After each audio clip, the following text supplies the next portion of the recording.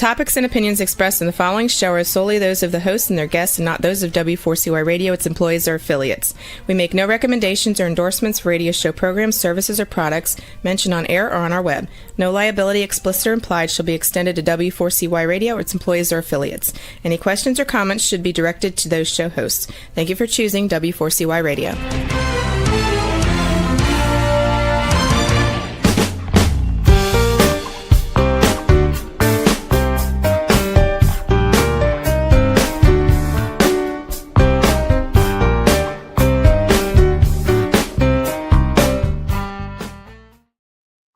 Welcome to the Connected Table Live. We're your hosts, Melanie Young and David Ransom, your insatiably curious culinary couple. We travel the world to bring you the amazing people, places, food, and drink we experience because we want you to step out of your comfort zone and experience the world and see how amazing it is, whether you're eating, drinking, exploring, or looking for more inspiration. You're watching live on the Connected Table Live on YouTube. And you can hear all our shows on demand anytime on 65 podcast channels and follow us along at the Connected Table.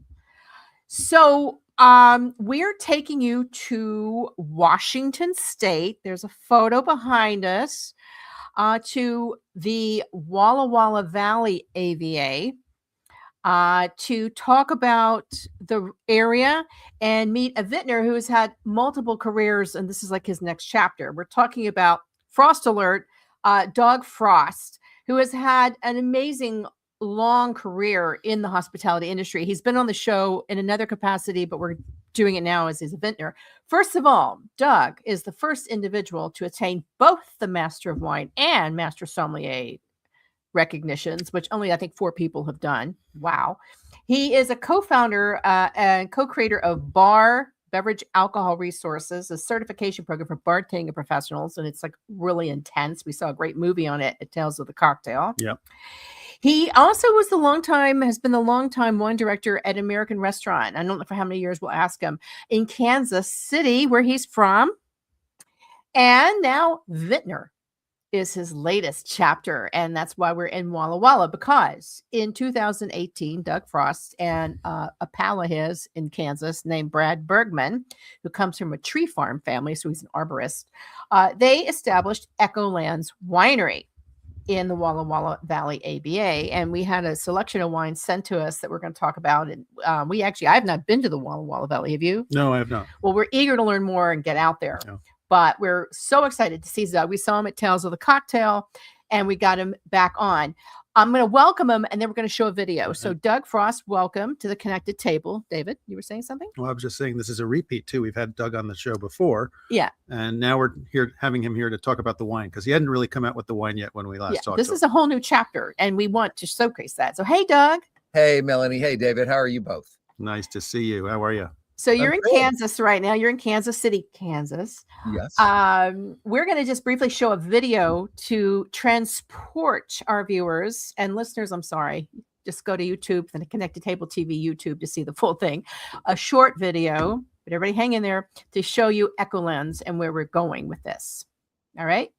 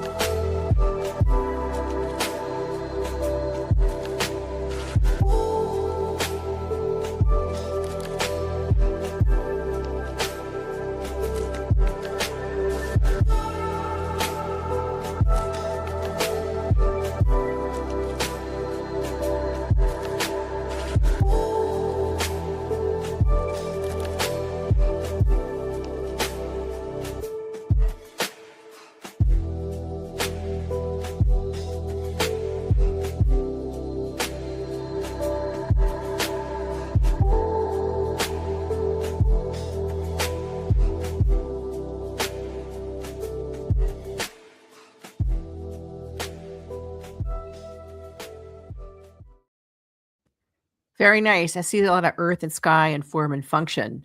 and a very interesting landscape. So, Doug, let's set this up first with what did we just see? Well, that is the estate winery and the estate itself. We actually own two vineyard sites, I should say. And the first one was a piece of land we bought in 2017 as we were deciding to put this project together. And it's on the south end of Walla Walla Valley. Now, Walla Walla Valley straddles the Oregon-Washington state lines. So half the vineyards are in Oregon, half the vineyards are in Washington for the entire AVA. And our first site was on the south end. And that's actually what's right behind you in that picture, is looking out on some of the snow capped hills just above that vineyard called Taggart, which I named after my grandfather who grew up in the area, my aunt who lived in Walla Walla, et cetera, et cetera. So in the meanwhile, we bought another piece of land, and that's what you're seeing in that video. It's about 341 acres. Hills that rise up to 1,800 feet or so. So much colder, much wetter. What's kind of crazy about it is that Walla Walla Valley being, not that big a valley, we're 14 miles apart. The Taggart Vineyard, which is very typical of Washington State, it's desert. You get about 8 or 9 inches of annual rainfall. You irrigate or you die. 14 miles away is that estate that you saw in the video. It's 28 inches of annual rainfall, almost 4 times as much rainfall 14 miles away, because it's the rain part of the rain shadow that the Blue Mountains that you saw in the video. The Blue Mountains create that rain shadow, if you will, so that's the new estate. It's a tasting room. You saw the interior with the big windows looking at the blues, and then you saw Blake, our assistant winemaker, washing off in the middle of harvest. We finished harvest in October, and so we're just finishing cleanup. Well, it's stunning, right? It is. It's a beautiful area. I have not been, Melanie. Have you? No, I haven't. I've only been to like Woodinville. Yes. And here's what I've learned, and you're the master. So let's just set up the geography of Washington State. So first of all, for anybody who doesn't know their geography, it's in the Northwest, the Pacific Northwest. What I learned studying, and you're the educator, I learned that most of the wineries are on the eastern side of the Cascade Mountain Ridge as compared to Oregon. We're on the western side of the Cascade Mountain Ridge, which I thought that was cool. Right. And you brought up a couple of interesting points. One, the Walla Walla Valley is one of the AVAs. It's hugs both Washington and Oregon, which is cool. I think there's maybe 1 or 2 other ones, right? Yeah, there's a couple of areas like Ohio River Valley has like 5 states, but it's a bit unique. I pulled up some info from the Walla Walla Valley AVA website. Mm-hmm. I learned that it's a big agricultural hub known for strawberries, apples, asparagus, and onions, as well as wine. And there's about 120 wineries, including Echolands. Now, we just learned with you that you have family history in the area. So tell us about that. Well, my mom was born in Tacoma. I was born in Portland, Oregon. My grandfather, like I say, grew up in Wenatchee. And so even though I live in Kansas City, we moved out to the Midwest when I was a little kid. But everybody else in the family was, certainly the extended family, everybody else is on the West Coast. And so we were the black sheep of the family. And we would come, drive back and forth to the West Coast, mostly to the Bay Area, because that's where most of the family ended up. And so I got into the wine business out here in Kansas City, and then had an opportunity to buy some land in Walla Walla. And the truth of the matter is that my business partner, who you mentioned earlier, Brad Bergman, he was kind of on me to buy something on Howe Mountain or someplace else in Napa or at least in California. And I said, no, we're not going to do that. And the answer is, when people ask me why, there's several reasons. One is certainly price. I mean, the price of land, unplanted land in Walla Walla, was a fraction of what I would pay in Napa Valley. Mm-hmm. And 2 was, I feel like it's one of the reasons that I'm not in the Willamette. Like you said, the Willamette in Oregon is right between the coastal and the Cascades. It's a much cooler and wetter site, ideal for Pinot Noir. But 1, I knew that my business partner, Brad, didn't really care about Pinot Noir like I do. 2, I feel the same way about Napa. They don't need me. They don't need me to come along and go, Doug's got a better idea. Yeah. It's like, It's a saturated area, that's for sure. And I think you have the ability to really kind of get in on the ground floor and build up in Walla Walla. yeah, it really is true, David. I think a lot of it was my feeling that I had a different vision of wine in Walla Walla than maybe was common there. And so I thought that there was something that we could do that would add to the industry. And I have to say, I've been going to Walla Walla since the mid 80s. I was a wholesaler, fell in love with, frankly, with Oregon wines and with Washington wines back in the early 80s. And so from 1984 onward, I was buying wines from there to sell in the Missouri market because I was obsessed with these wines. And I made friends, some of whom are still around, like Trey Bush and Christophe Baron, and some that have passed on, like Eric Dunham, who was certainly, part of my love of the area. I just fell in love with these people and with this area. And so it really was a place I wanted to go when I had a chance to finally build a, winery and start a vineyard. I knew you because when I was running the James Beard Awards, the American restaurant in Kansas City was constantly being nominated. I think they eventually won thanks to your work. How long did you work with the American restaurant? I was really only there for a few years, but they were formative years. I worked with, Michael Smith, and I worked with Selena Tio, both of whom won James Beard Awards there. So it was a two-time winner, which was a big deal, and it was really a fun place to work. But at that point in time, I had started to create a client list, some of which are still around, like United Airlines. I still choose the wines for them. And some, like Princess Cruise Lines, or what, off and on, retail chain based in North Carolina called Wine Store. And some of these clients that were going to help me get going. And as you mentioned, I started something at the time with a colleague named Steve Olson, that was the precursor to Bar. And Bar, as you mentioned, there's a documentary out about it right now, just called Bar, that just came out and is on Amazon Prime now. And it's a fun portrayal of what we've done with that program, because it's now 20 years old. So unbelievable. Has it been that long, really? Yeah, it's a terrific. So just everybody, it's called Bar, and you said Amazon Prime. We saw the preview. We saw the premiere. The premiere. Exactly. And it exceeded my expectations. That's all I'm going to say. I had such a feeling for all of the students and what they were going through and their purpose. It's a terrific documentary, everybody. Bar, really terrific. So here's something I learned. I was writing a blog post about the late, great Joe Baum.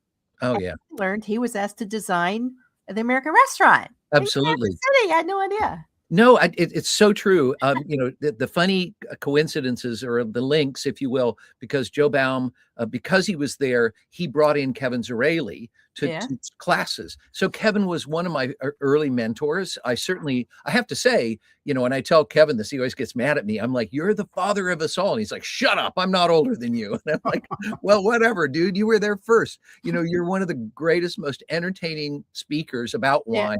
And I've tried to emulate you ever since. And the funny part about it, one of the bar partners is Dale DeGroff, who was Joe Baum's cocktail guy. Right. So, all these connections were made. Actually, what's even weirder, the guy who introduced me to Dale DeGroff a million years ago was one of my high school chums from Hutchinson, Kansas. He was the maitre d' of Rainbows and Stars, the nightclub at Rainbow Room. So all these crazy connections. Well, you know what I call that? 6 degrees of separation. It is separation. That's going to be a book. It's going to be a book. It's going to be a book. So really cool. Doug, before we get into the wine, let's talk about you a little bit. Well, we know you very well and have known you for years, but a lot of our listeners may not. So tell us how you got into wine and what the path was, and your path to the MW and MS as well. Well, sure. I was working in restaurants at the age of 14. I was washing dishes, continued to work in restaurants, became a bartender. Actually, before it was legal, I lied about my age. So I was bartending at 18 and 19, in Colorado, and started working in restaurants. Again, my high school chum was working at a particular restaurant in Kansas City called Plaza 3. I started working there. And a wine steward there, a guy named John Scupney. He in the first week I was there, he said, "You seem to know something about wine," which I did not, but I was a good mimic. In my undergrad degree is in acting and directing. So he was like, "Wow, you're a really good wine salesman. You seem to know a lot about it." I'm like, "No, I know how to pretend to be John Scupney." So I sold a lot of wine. I won the contest. So he took me to wine tastings, and my eyes were just open. I had no idea. My uncle, another reason why I call the vineyard Taggart, my uncle, Gene Taggart, poured me my first glass of wine when I was 15 years old. It was Louis Martini Special Select Pinot Noir 1968. Good way to start. Just to be, complete full disclosure, second glass of wine was Country Quencher, and I think Strawberry Hill was the third glass of wine. But I started good, and this restaurant past took me into hotels and helping run multiple restaurants with hotels, and then into distributorship. And so I was now, and I still remember one of my closest friends to this day hired me at that time. And this is back in like 1981 or so. And he said, "You seem to love writing wine lists." And I was like, "This is the most fun I've had. I've got 2 restaurants and a banquet hall that I can write wine lists for." He's like, "How would you like to write 100 wine lists?" I was like, "Okay, sign me up. I'm in." And I became a distributor, basically consulting with restaurants, including one called Starker's, Harry Starker's, which won a grand award from the Wine Spectator. One of my close friends, his uncle owned the place, so we collaborated on that wine list. It just really, I just fell into this thing that I loved, and I had great mentors like my friend John Scupney and Mendel and watching Zareli work and people like that, and just managed to build a career out of that. And then once I finished my Master Sommelier and Master of Wine in 1993, I finished both. And I do have to say, I was number 2. The first guy was 2 years before me, was Ron Wiegand. And if he's listening to this, I'm like, "Ron, wow, you're number 1. Okay, we know." And are there still only 4, or was that like old news and it's more now? No, there's actually still only 4. So who are the other 2? crazy. It's a little crazy.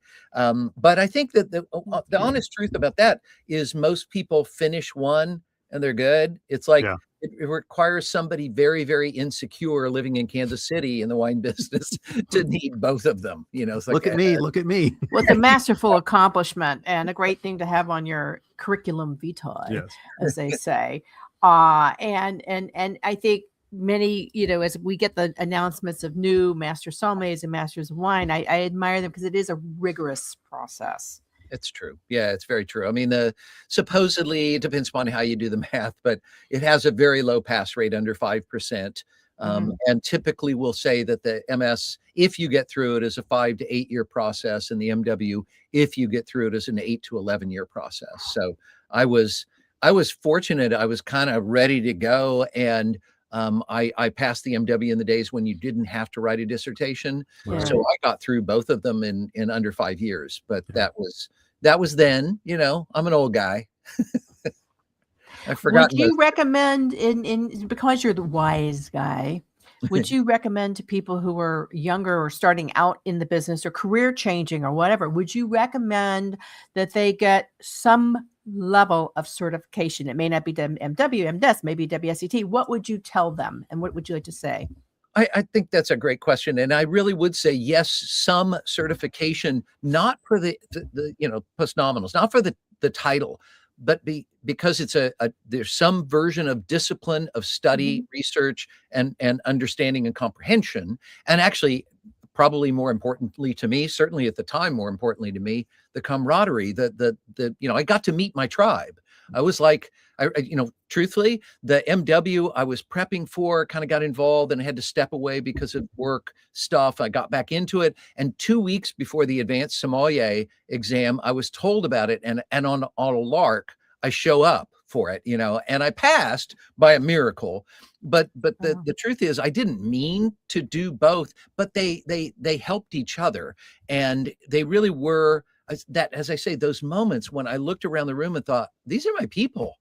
Why haven't I been hanging out with these people before? Even if I don't pass, I don't care. I got to meet these people and become a peer of theirs. And I'm just really grateful for that.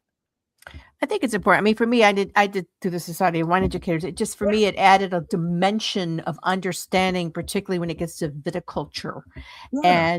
and terroir. And I have to my right is my textbook, Open to Washington State, because I constantly refer to it when I travel now and look at the maps and everything. It helps in that context, which leads us to why in 2018 did you decide to go into the producing wine when we know it's historically a money losing operation? It's very challenging and people are drinking less wine and all that. Why then? And wine and why? We know why Washington, but why did you make this choice?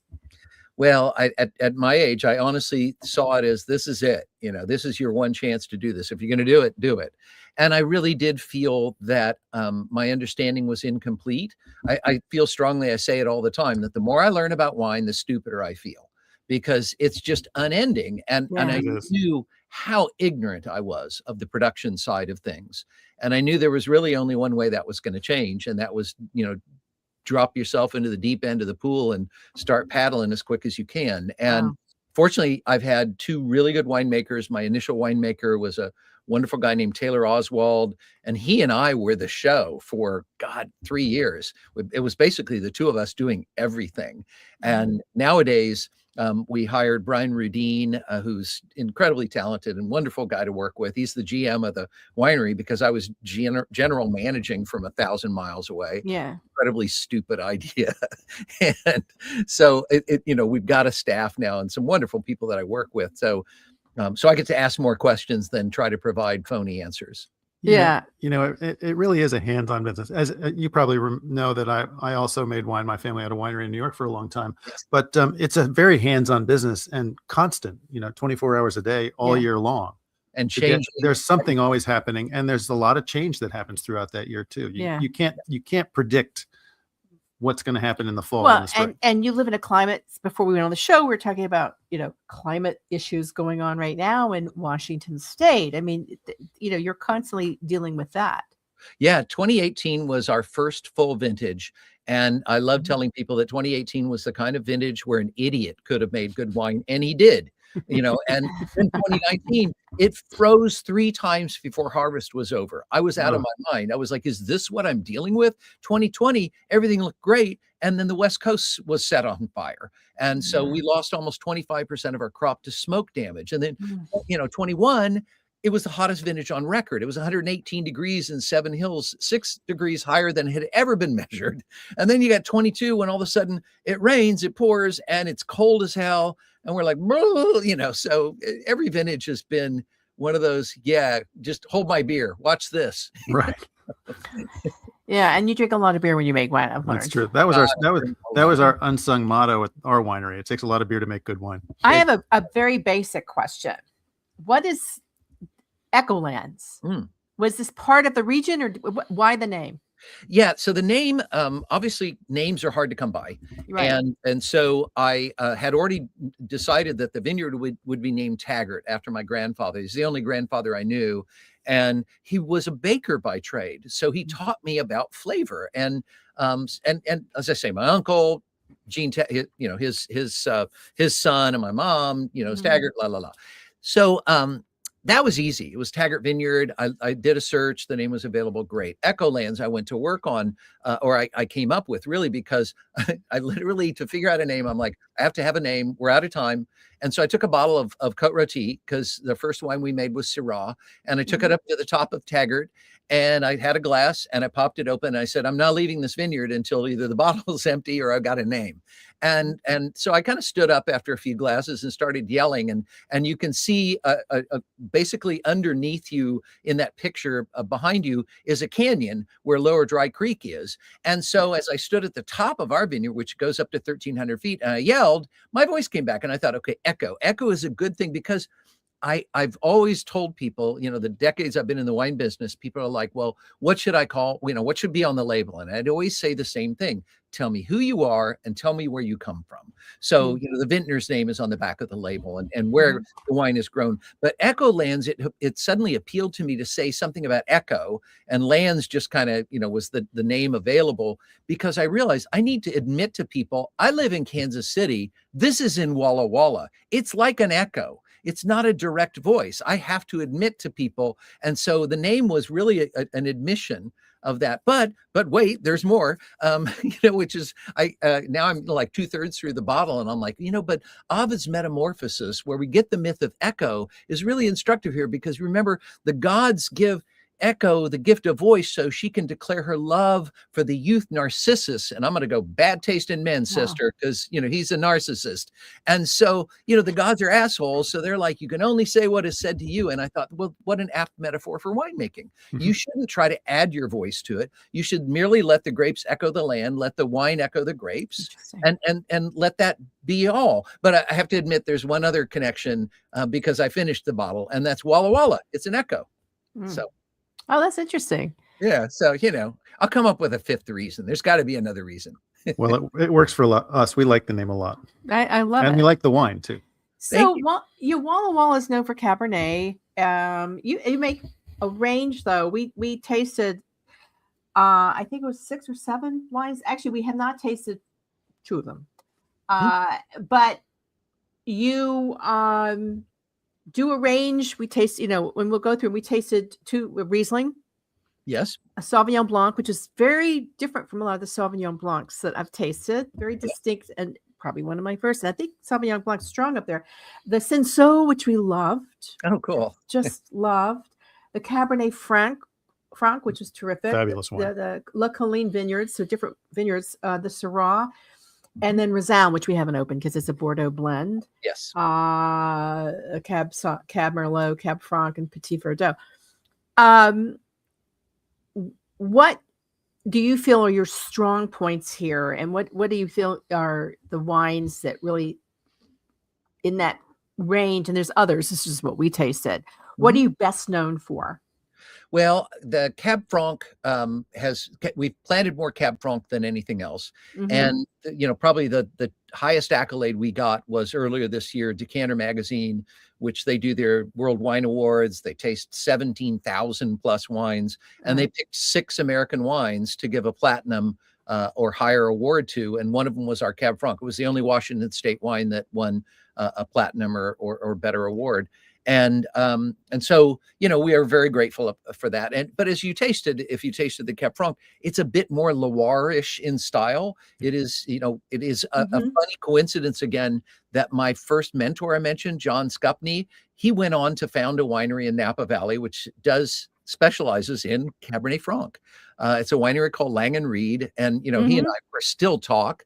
And still have a close connection, and Cab Franc's a grape that I felt needed more love and attention. It was one of the reasons why one of the goals of the winery was to bring more attention to Cab Franc.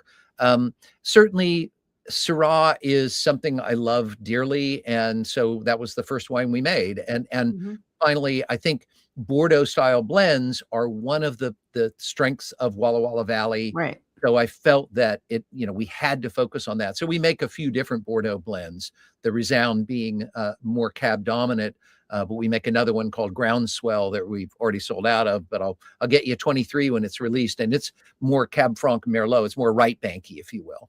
Well, I have a few questions. So the Cab Franc, we love Cab Franc, and the East Coast is very strong in Cab Franc. We love the Loire Cab Franc, so we're already built-in fans. The 2023 Walla Walla Valley Cab Franc that you sent us was 75% Cab Franc, yes, 19% Merlot, and 6% Cabernet Sauvignon. Yeah, it kind of begged for us to go ahead and let it, because the previous Cab Franc was very almost 100%. But in 23, it was one of those things where the Cab Sauv and the Merlot were just begging us to say, go ahead and bend your rules a little bit on this one. So we make another one that is mostly Cab Franc and a little bit of Merlot. But I sent you that 23 because it was 23 is just a great vintage up and down the West Coast, as far as I'm concerned. I think Oregon did great work, and California, if you were willing to let the fruit hang a little longer and didn't lose your nerve, you ended up making wonderful wines. And so the 23s were kind of begging us to say, it comes back to my MO that the wines are going to tell you what they want to be. You can't just impose your will upon them simply because you want it to be a particular style. So I embrace the fact that every vintage, sometimes the style is going to shift. So the difference between our 22 that the decanter loved and the 23, they probably won't love the 23 as much because it's a little more American. Well, I think that's one of the great things about wine, to be honest, is that the vintages are different, which is why it's a never-ending learning process. Which leads to another question. So the Syrah. We take that's a very earthy, herbal, firm Syrah. And then looking at the text sheet, it has a teensy bit of Viognier. Yes. What does the Viognier bring to it? Well, the Viognier, in truth, there is in winedom, there's this belief that Viognier will help you adjust your pH. And there's this belief that Viognier will help you fix color. And I would have to say I've read a lot about that, and there is no evidence to support those long-held myths. So Viognier is there, one, because there's Viognier grown right next to my Syrah, so why not? Two, because I love Côte Rôtie, and Côte Rôtie almost always has 2 or 3% Viognier in it, and it adds a little floral note. It adds some, hint of complexity, and it provides almost like a little smile, somewhere in, as you say, what is otherwise sometimes an earthy, hopefully not dour, but certainly can be a bit of a serious wine, and the Viognier provides a little, smile on top of it. Right. Interesting. Yeah, it's very interesting. Yeah, no, it definitely was a very different. Do you have plans, or are you, that we haven't had doing any Viognier on its own? No, but we did go ahead and plant some Viognier because we've now planted Vermentino, Grenache Blanc, and I think the Viognier will probably be a wonderful helpmate there that we can use some, sure, in our Syrah, but I think actually it'll be fun to play with it with Grenache Blanc and Vermentino as we go forward. And you do a Grenache Rouge as well. We didn't try that, but let's talk about the Rhone varietals, because we did have the Cinsault. Yes, which is blended with Syrah, and it was lovely. Well, thank you. It's very fun. It's certainly I think a really cheerful wine. I'll be honest, the story behind the Cinsault, if I'll be forgiven for telling a story on Pascaline Lepelletier. Do you know Pascaline Lepelletier? Yeah, of course you do. So I showed my Grenache to Pascaline a couple of years ago, and I quote, she said, "Doug, I like your wine, okay, but I not buy. I tell you what, you put some Cinsault in your Grenache, you bring back to me, maybe I buy." It's like, okay, if Pascaline tells you to do it, okay, you go and plant Cinsault, and I planted too much. So I had this Cinsault left over. So now the Grenache is 10% Cinsault, and the Cinsault is 10% Grenache, and both of them are better. And they're just, they're really fun wines to make. And they appeal to me partly because obviously the market is always changing. And I had believed for a long time that we needed to make some obviously big, bold reds, but we also need to make, if not more whimsical wines, certainly easier wines to drink. Lighter reds are now kind of a thing, and we planted them before it had turned into a thing. But I just believe in that because I like to drink them. And I told my business partner, I was like, Brad, we're going to make a bunch of wine that we like to drink, because we may have to drink them all. So, make sure you like the wine you make. Well, we're big fans of your Cinsault. It was a lovely bottle of wine to have. Kind of it's the only wine that he sent us that had a screw top, which makes it easy to open. Yeah. And it was a very enjoyable wine. And we're with you on the whole lighter wines thing. It is a trend. Yes. But we seek out lighter wines all the time. I think it's a trend for a lot of reasons. One, the way we're eating now cries out for lighter wine, lighter reds. 100%. It's really my experience as well. I don't eat that same kind of big, powerful food that I think we associated with a different generation, if you will. And I love having a lighter red because I can have it with fish too. I eat a lot of fish, or vegetarian. I can eat it with vegetarian. I'm happy with that. Yeah, I think we've been big on that. We live in Louisiana, so chillable reds. Yeah, It's just different. It's perfect, Yeah. Totally. So the Roselle, which we haven't opened, because I'm wondering, it's a 2022. We were wondering when that best open the bottle time would be. I figured we'd need more time, but it's a classic Bordeaux blend. You said you had a couple of them. What was your thinking behind this? Well, as I say, I think it plays to the real assets of Walla Walla Valley. And I've always loved the idea of blending to make something better than this, the sum of its parts. So it was for me something we need to do. We need to show, if nothing else, to say, well, look, this is what message we can create by putting these different pieces together. That little bit of Petit Verdot, I would never put that in a Cabernet Franc, for instance, if it were a standalone Cab Franc, because it would overwhelm it. 2% Petit Verdot will step on everything. But when you have Cabernet Sauvignon and Merlot and Cab Franc, that little tiny piece of Petit Verdot is the salt in the soup. It literally adds, it helps bring pieces together and make them work together. Obviously, if you add too much Petit Verdot, it's like too much salt. It tastes crappy. But similarly, without the Petit Verdot, the soup is kind of like, I don't get it. What are you trying to do here? And then you put the salt in there and you go, oh, this is delicious. I love that comparison. Yes. If you're cooking everything. So, why don't we talk about the Sauvignon Blanc, because we opened it last night. Yeah, we did. Oh, cool. And it was racy. Enjoyed it quite a bit. Yes. And that's obviously from our home vineyard. That's the Taggart Vineyard Sauvignon Blanc. And it's a bit of I wouldn't call it an accident, but it was a pivot away from what we had intended to do. For instance, to explain, we were making a wine, which we continue to make. We're out of it right now, but it's called Albus, and it's just Latin for white. And it's a Sauvignon Blanc Semillon blend. And that came from Taggart. But then in January of 24, on January 13th, the temperature dropped to 18 degrees below zero in Taggart and in much of Walla Walla Valley. And the initial report was, you've lost your entire crop. You may have lost much of your vineyard. Of course, I was like, oh my God, here we go again. Right. So immediately on January 14th, Brian and I were on the phone trying to find people who had fruit, because Walla Walla was theoretically wiped out. What turned out to be true was we only lost about a third of our crop, which is, of course, hilarious about, wine growing. The good news, only a third of your crop is gone. Right. Great. So, but in the meanwhile, it was like, okay, we can't make Albus from Taggart. We got to go to another place. And so we went to Yakima, to this vineyard called Angelina, which is up at about, it's about 1,300 to 1,600 feet elevation. We know it well. Brian used to work with it. And so we bought Sauvignon Blanc and Semillon from them and blended Albus. Meanwhile, we're looking at our vineyard and the Semillon is wiped out. It's gone. But the Sauvignon Blanc came through, and it came through really well. And so I said, well, we don't need two Sauvignon Blancs, quote unquote, that are two versions of Albus, which is more stainless steel, more, sort of Bordeaux Blanc-y. I was like, it's time we tried Pessac Léognan or Grave Blanc or whatever you want to call it. So it's 100% barrel fermented. I kind of defy people to notice that, because it doesn't seem barrel fermented, but it seems very textured.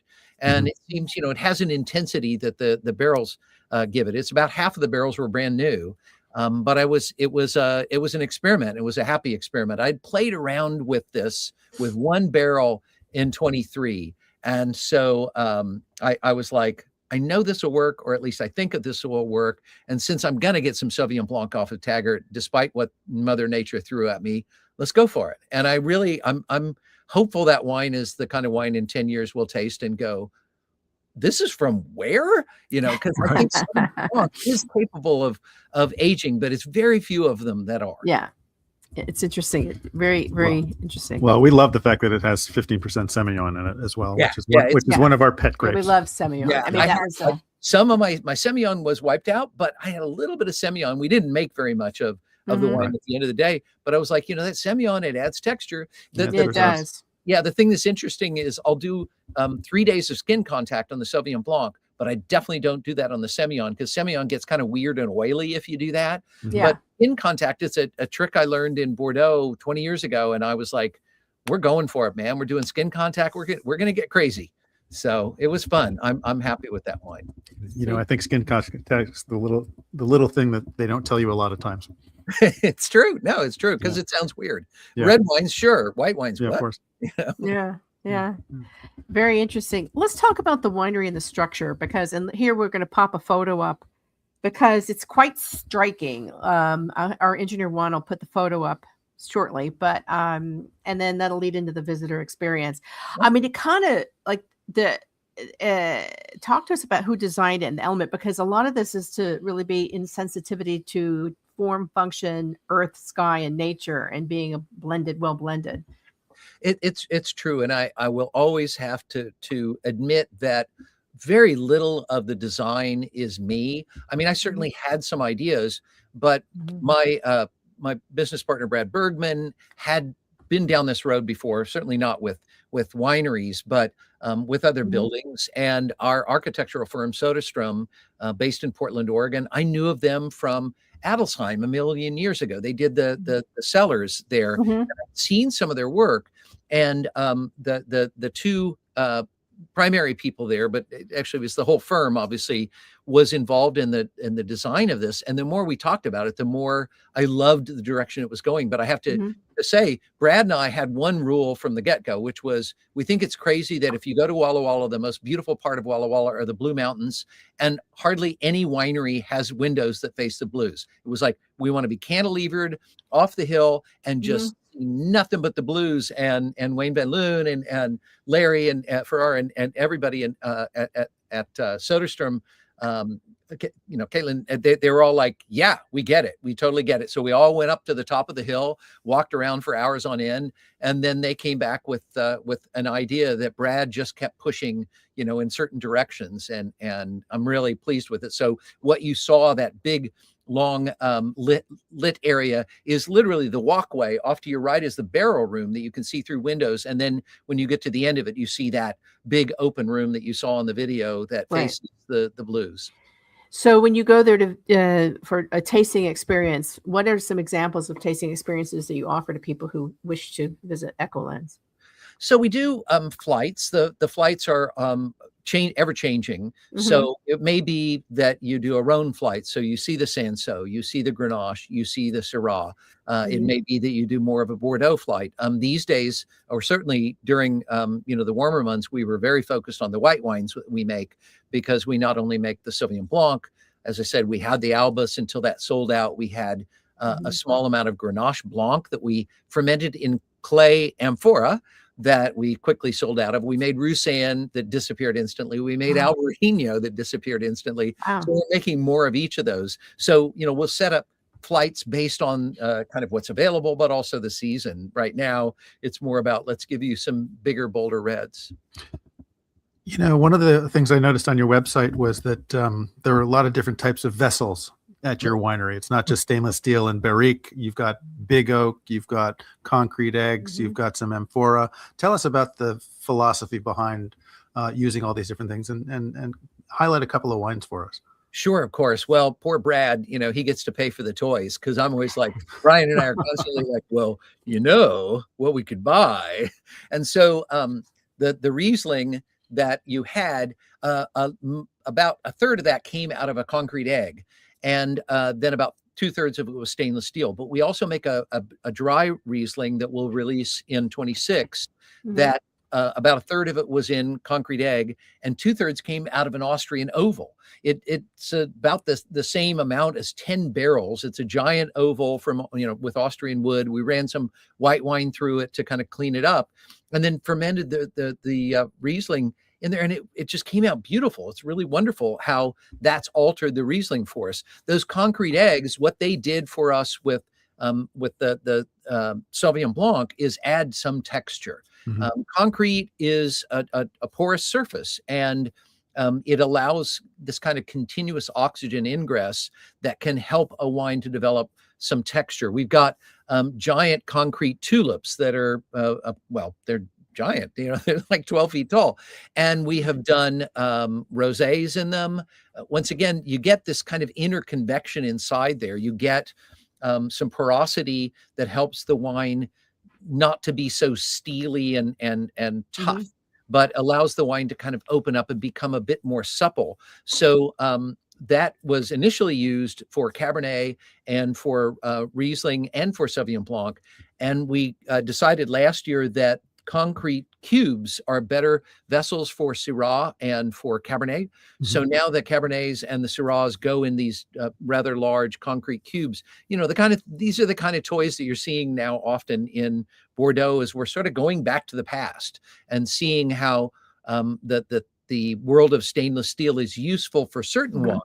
Certainly to keep that Riesling that you had nice and bright and shiny, that stainless steel is very useful. But when you're trying to create more, I think, gentler or more complex textures, I think having concrete, having a lot of oak to play with, David, as you mentioned, for our Syrah, all the Syrah goes in 500-liter puncheons, which allows more oxygen than oak exposure. And for me with Syrah, that's really, really important. And I saw this in the 80s, the first time I went to the Rhone Valley. Everybody I visited had 500 liters. And I thought, if I ever make Syrah, that's what I'm doing. So what's in your crystal ball for Echolands, you and Brad's? Yeah, I think as the vineyards come online around the winery, you saw some of the early versions of those vines. They're really happy up there, and so they're growing quickly. We're going to have more toys to play with. Like I said, Vermentino and Grenache Blanc will probably get our first vintage next year. We grew on the Taggart site on the southern end, where it's really hot and dry and windy. We grew some Assyrtiko, the famous grape of San Joaquin. And yeah, we had enough to make 12 cases this year because the plants are babies. And it's like, oh, this is going to be good. It seems real happy there, but it's hot, dry, windy on volcanic soil. Sounds like Santorini, so we'll see how that goes. And I think most importantly, what we discovered in the 7th year of Taggart, we really I honestly have to admit, I had started to lose hope in that vineyard. It was really struggling. There was really, I wasn't getting the yields that I thought I deserved. I wasn't sure what was going on. And in 25, this past year, the heavens opened up. It's like, oh my God, that's what we were waiting for. And my neighbors, like, Marty, Club at Lacole with Ferguson Vineyard was like, oh, it takes time up here. You have to wait. It's really a tough space. But once the vines get there, then you're off to the races. And it seems to be true. So we're, believing that we can make kind of bigger, more complex red wine, but we also, as I say, have pivoted to as well making lighter style reds and hopefully making more complex white wine. Well, it'll be interesting to see where you go with this because it's still a very young winery in the scheme of things. One last question before we have to wrap. So you're part of a small and distinguished group of sommeliers of note who have ventured into becoming vintners up in the Pacific Northwest. Yes. With success. So congratulations. What would you say to anyone who is listening or watching to the show thinking, I want to create my next chapter and do what Doug and Larry Stone, Raja, all these people have done? What do you want to say to them? Well, at the old line is the only way to make a small fortune in the wine business is to begin with a large one. So I hesitate to encourage anybody to do it unless you just have that burning desire and you can find a business partner or partners who get it. This is not a 10-year project. It's more like a 20 or 30-year project. And you have to approach it that way. It is just, there's no way, especially these days. I mean, the market is very unsettled. And the larger market, the world is very unsettled. And so it's even more difficult today. You just have to be in it for the long haul. And patience. And, Mother Nature ultimately has a final word. Yes, she does. Oh, man. Yeah, I know. Well, Doug, it's great to talk to you again for another much more focused story of your life for the Connected Table Live. We wish you all the best. We can't wait to come out and visit Echolands and Winery and also Walla Walla and really experience it for ourselves firsthand. We would love to have you out there, but of course, I look forward to seeing you in your anywhere, your town, New Orleans soon. That's one of the greatest cities in the world. That's all. We'll be here. We'll be here. So thank you again. If you are watching and listening and want more information, it's echolandswinery.com. You can go, there's some great information there about the winery. And then you can also go to the Washington Wine Institute and the Walla Walla Valley AVA websites for more information on the region and the wines, which I found very helpful as well, because it's totally unique. Because as we all know, in the United States, you make wine everywhere. There is wine made in every United States. So go out there and travel and explore and taste, because we want you to expand your palate. Mm-hmm. And we hope that this show will inspire you to eat, drink, explore, and be more inspired. So thank you for joining us, Doug, on all of our viewers and listeners on another edition of the Connected Table Live. Always stay insatiably curious.